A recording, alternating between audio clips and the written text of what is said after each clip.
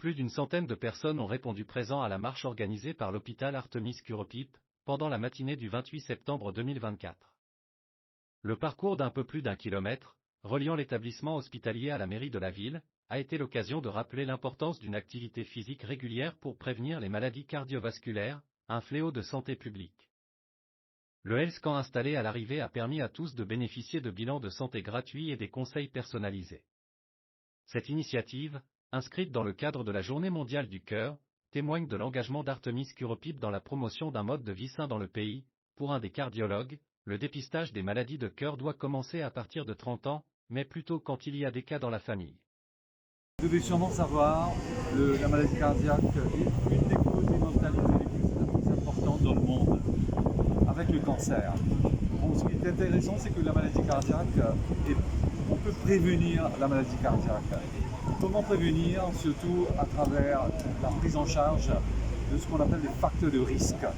Il y a 4 facteurs de risque qui entraînent la maladie cardiaque, dont le tabagisme, le diabète, le cholestérol et l'hypertension.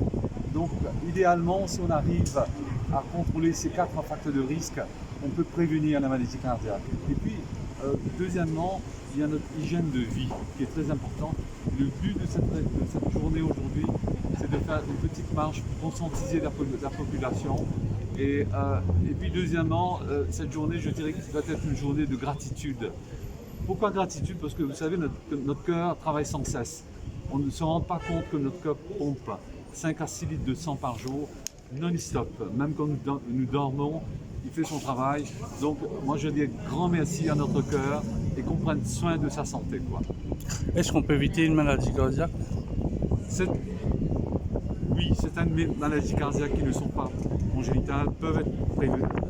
On peut prévenir à travers la prévention et surtout maintenant à travers le dépistage. Parce que maintenant on a beaucoup de moyens technologiques qui nous permettent de dépister très tôt et donc de prendre en charge très tôt. À quel âge doit-on faire commencer le dépistage?